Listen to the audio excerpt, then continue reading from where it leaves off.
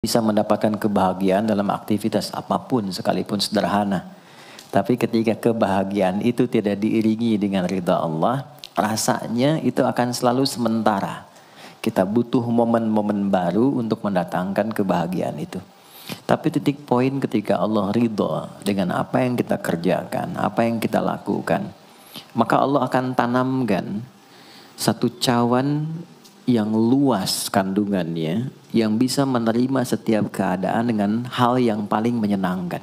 Apapun yang kita lihat selalu nyaman. Yang kita dapati, kita ridha dengan apa yang Allah berikan. Keadaan itulah yang oleh Nabi itu diungkapkan dengan komen yang sangat simpel tapi dalam isinya. Kata Nabi, ajaban di amril mu'min. Orang beriman itu kalau benar imannya, maka kehidupan itu mengagumkan. Bila dia mendapatkan kesuksesan, dia iringi dengan kesyukuran. Sehingga sifatnya tetap proporsional. Dia sukses tapi ada keseimbangan dengan syukur. Sehingga tidak berlebihan menyalurkan kesuksesannya itu. Dan dengan sifat berlebihan itu hanya memberikan beban pada dirinya. Saya pernah sampaikan kan, di kesuksesan itu identik dengan gaya hidup. Rumus gaya di fisika itu kan selalu F1 banding lurus dengan F2. Apa yang didapat itu yang keluar. Tapi orang tidak boleh lupa bahwa F itu selalu berbanding lurus dengan P. Gaya berbanding lurus dengan tekanan, hukum Pascalnya. Semakin banyak gaya, semakin tertekan hidupnya. Itu bandingan nilai kehidupannya. Nah, jadi gaya itu diperkenankan. Karena itu bagian dari energi. W sama dengan F dikalikan S. Hukum energi kan begitu. Jadi hidup nggak mungkin kalau nggak ada energi. Tapi energi yang terbaik itu akan dihasilkan. Membawa kesuksesan kebahagiaan ketika ridha Allah tertanam. Saat dia sukses, dia bersyukur sehingga proporsional. Saat dia merasakan duka pun dia nyaman karena punya sabar. Nah, sabar itu mahal. Di Jepang ada banjir, itu bisa minta maafnya luar biasa, tak tahan dia bunuh diri. Di kita banjir bisa berenang. Itu gambaran. Cuma kalau nggak seimbang repot juga. Nah, membangun keseimbangan itu butuh konektivitas yang kuat dengan Allah. Konektivitas itulah yang dalam bahasa agama disebut dengan sholat namanya. Ya. Di pertemuan lalu kita sudah mencakup beberapa bagian dari sholat itu. Tapi saya ingin tekankan sedikit untuk menguatkan. Salat berasal dari kata wasala atau silatun. Dasarnya kata wasala yang berarti terkoneksi dengan kuat. Terhubung dengan erat. Kita pernah dengar istilah silaturahmi kan? Ya kan? Kalau kita kumpul, bahasa kerennya saya mau silaturahmi kan? Tapi goalnya tercapai nggak? Ya, silaturahmi itu kan dari kata silah, terhubung dengan erat, rasa sayang dan perhatian. Sehingga parameternya itu bukan saat datang. Kalau datang kita nyapa wajar karena orangnya ada. Tapi kalau berpisah kita masih ingat, masih peduli, masih mendoakan, masih ngontak, itulah silah namanya. Di setiap keadaan kita masih terkoneksi. Keadaan kita yang terhubung dengan Allah. Sehingga di setiap tempat kita diperhatikan. Di pekerjaan kita dibimbing. Di rumah tangga kita diiringi. Sehingga semua berjalan mudah dan membahagiakan. Yang melatih kita untuk terkoneksi sehingga gak putus dengan Allah. Itulah yang disebut dengan sholat. Sehingga goal dari sholat itu adalah membangun konektivitas kita dengan Allah yang kuat. Itu yang dimaksud di Quran surah keempat An-Nisa di ayat 103. فَإِذَا قَضَيْتُمُ الصَّلَاةَ maka jika anda telah tuntas mengerjakan sholat, فَاذْكُرُوا اللَّهَ. Ukuran keberhasilan sholat anda itu ketika anda merasakan konektivitas dengan Allah mulai nyambung. Qiyaman, jalannya ingat Allah. Sehingga kalau orang jalan, bekerja di apapun, saat dia ingat Allah, dia bisa memfungsikan tubuhnya sehingga tidak mengerjakan apa yang Allah tidak sukai. Gak akan mungkin Anda melihat sesuatu yang tidak Allah senangi. Dalam keadaan yang sama Anda ingat Allah. Gak akan mungkin melangkah pada tempat yang salah saat ingat Allah. Dan itu tidak mudah karena banyak orang keluar masjid pun setelah selesai sholat masih tertukar sendal. Padahal kalau dia ingat Allah nggak mungkin itu terjadi. Itu pelajaran dasarnya. Wa qu'udan wa ala junubikum. Baik itu duduk bahkan sampai berbaring. Ada koneksi. Nah jadi singkatnya sholat itu semua gerakannya, semua bacaannya, dari mulai kita bertakbir sampai kita salam, bacaan yang mengiringi, itu bukan sekedar gerakan hampa makna, formalitas kita bergerak dan berakhir, bukan sekedar membaca bacaan yang tidak ada isinya, tapi semua bimbingan bagaimana kita diajarkan langsung oleh Rasulullah bisa mengoneksikan lewat gerakan dan bacaan itu tersambung kepada Allah sehingga feedbacknya semua apa yang kita bacakan dijawab oleh Allah. Semua gerakan yang kita lakukan ini hakikatnya bimbingan tentang inti kehidupan kita. Jadi di sholat itu ada bacaan, ada gerakan, ada hikmah, ada maknanya semua. Jadi bukan kita takbir begini hampa saja, tidak. Kenapa mesti begini? Kenapa tangan yang kanan menutup yang kiri? Kenapa bacaannya setelah itu ada iftitah, ada al-fatihah? Itu ada maknanya. Dan dahsyatnya semua profesi-profesi sahabat dan generasi setelahnya yang belajar dengan benar tentang sholat ini, itu semua merubah hidupnya jadi lebih sukses dari apapun yang mereka pilih dalam menjalani hidup. Dan yang paling hebat, itu yang menjadikan Nabi mendapat perintah pertama bukan zakat, bukan haji, bukan umrah, bukan puasa, tapi sholat. Dan perintahnya khusus, spesial, disampaikan dalam peristiwa Isra Mi'raj untuk memberikan pesan begitu tingginya nilai sholat ini untuk kehidupan manusia.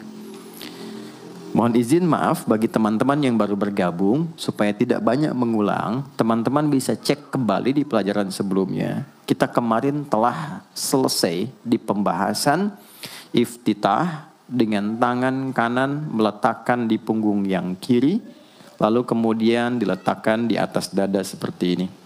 Kesimpulannya adalah, saya cepat saja, dari mulai kita bertakbir, kalau ingin terkoneksi dengan Allah, maka fokuskan diri kita untuk tersambung. Buang urusan dunia semua ke belakang. Jangan bawa dalam sholat.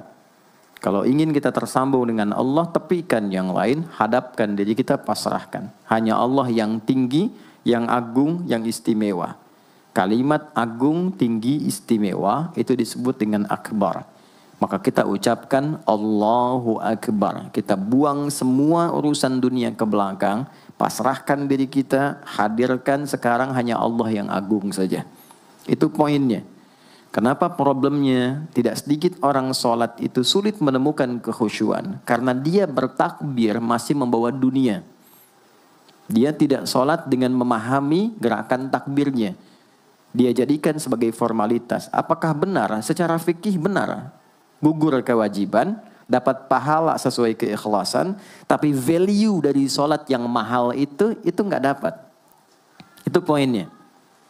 Buang semua urusan dunia, kemudian tambatkan diri kita hanya kepada Allah. Dan uniknya kata Nabi, di fase itulah setan mulai bertugas yang mengganggu kita, supaya kita tidak fokus untuk memahami dan melakukan apa yang kita baca dan kita gerakan. Ada setan khusus menggoda orang sholat, namanya khanzab. Nanti ada 9 jenis setan yang detil tugasnya itu berada di sekitaran kita. Mungkin satu kali Mas Baim kita belajar tentang fikih setan. Belum pernah ada kan ya. Anda kalau kesini cuma tahu jalan yang lurus, nggak tahu macetnya, nggak tahu lubangnya, sulit menghindarinya.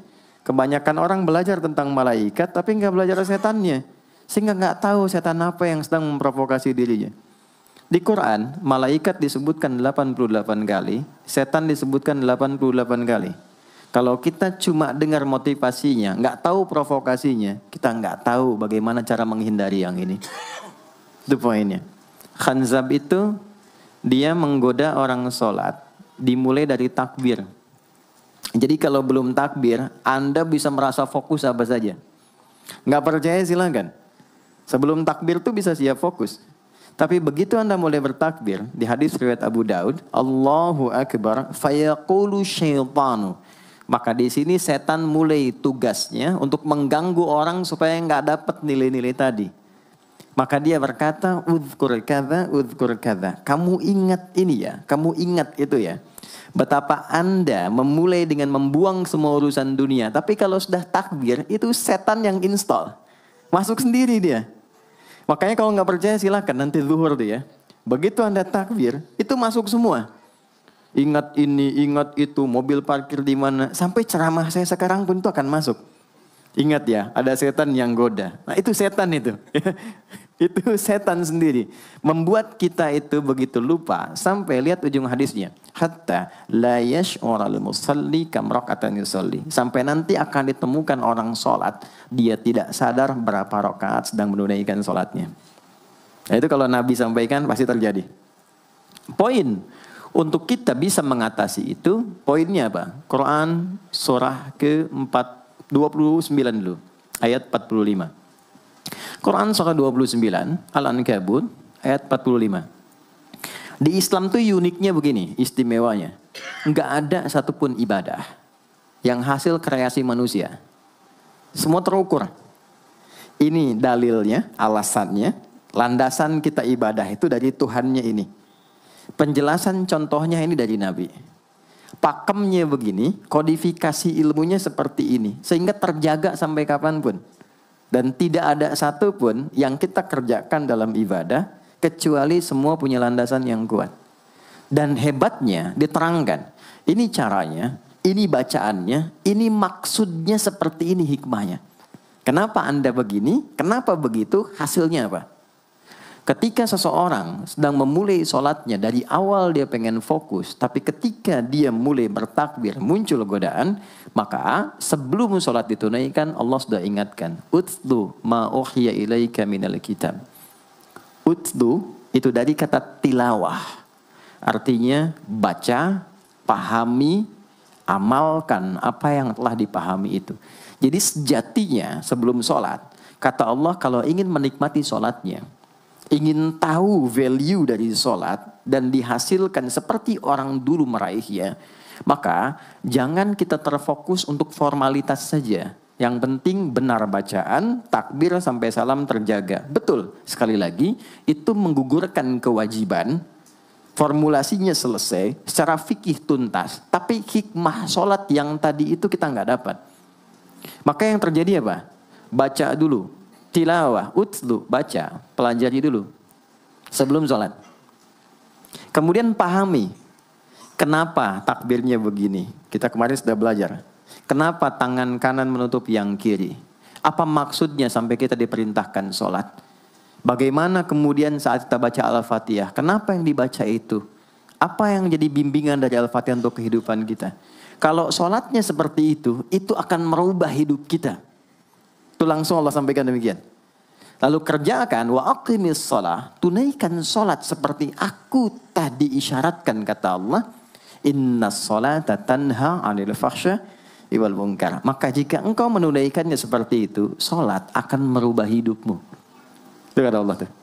Minimal mendorong kita berbuat jadi lebih baik. Jadi bukan sekedar menjadikan kita pribadi baik, tapi semua yang kita kerjakan menjadi lebih baik. Itu salat.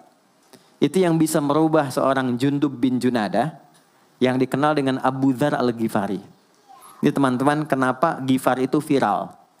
Ghifar itu adalah desa pembegal. Jadi semua sekampung begal semua. Sekampung. Pimpinannya namanya Jundub bin Junadah. Jundub bin Junadah. Singkatnya masuk Islam. Saat masuk Islam, secara singkat saja, Nabi arahkan, diajarin sholat. Betapa sholat merubah hidup beliau, jadi lebih baik. Kembali ke kampungnya, mengajarkan, singkatnya apa? Madinah heboh dengan kedatangan tapak kaki, yang ternyata itu orang-orang Ghifar. Sekampung kurang lebih masuk Islam, dan berubah jadi orang baik semua. Merubah hidup mereka. Jundub orang sukses, setelah itu jadi ustadz. Ini mungkin yang menginspirasi judul preman jadi ustadz. Ini tadinya pembegal.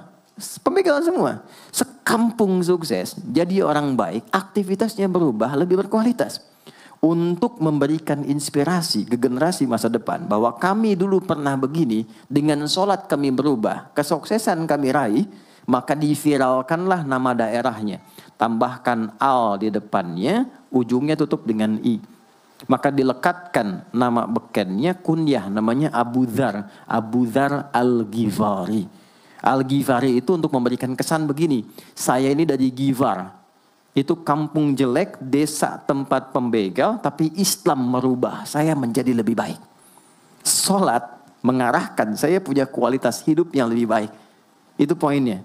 Sejak peristiwa itu, orang-orang Islam dari manapun yang bukan Arab, itu selalu melekatkan nama daerahnya untuk mengenalkan. Islam pun sudah sampai ke tempat saya. Buktinya saya menjadi baik. Ada namanya Muhammad. Punya bapak namanya Ismail, punya kakek namanya Ibrahim, kakek buyutnya Al-Mughirah, eyang buyutnya Al-Bardizbah, tinggal di kecamatan Ju'fah, kabupatennya Bukhara, provinsinya Khorasan, negaranya Uzbekistan sekarang. Maka karena dari Bukhara, dia kenalkan diri, datang ke daerah Arab, saya dari Bukhara. Rumus yang sama, tambahkan al di depannya, ujungnya i. Maka dia katakan, Ana al-Bukhari. Itulah Imam al-Bukhari. Bukan orang Arab. Kita punya guru besar Syekh Nawawi dari Banten. Ana Nawawi al-Bantani.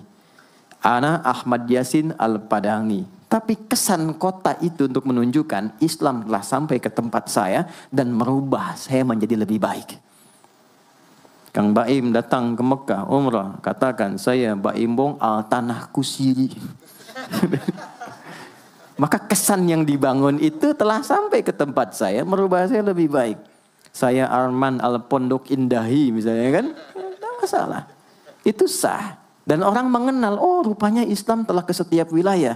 Tapi value-nya sampai enggak. Jangan cuma kita katakan saya dari fulan, saya dari tempat A. Poinnya adalah, apa yang merubah engkau dari Islam menjadikan engkau lebih baik. Jadi kalau ada orang Islam mengaku Muslim, lisannya tidak lebih baik. Maaf sekali, telinganya mendengar tidak yang baik, perilakunya kurang baik, maka dipertanyakan klaim keislamannya. Sudah sejauh mana saya mendapatkan keberkahan dari Islam itu? Itu yang menjadikan kenapa sholat paling pokok dipaksa kita wajib, bukan karena sujud rukuknya. Anda tidak sujud pun tidak akan menurunkan status Allah sebagai Tuhan, tetap Tuhan. Tapi ternyata ada value besar yang dengan kasih Allah diminta kita sholat supaya kita minimal jadi orang baik dan sukses dalam hidup.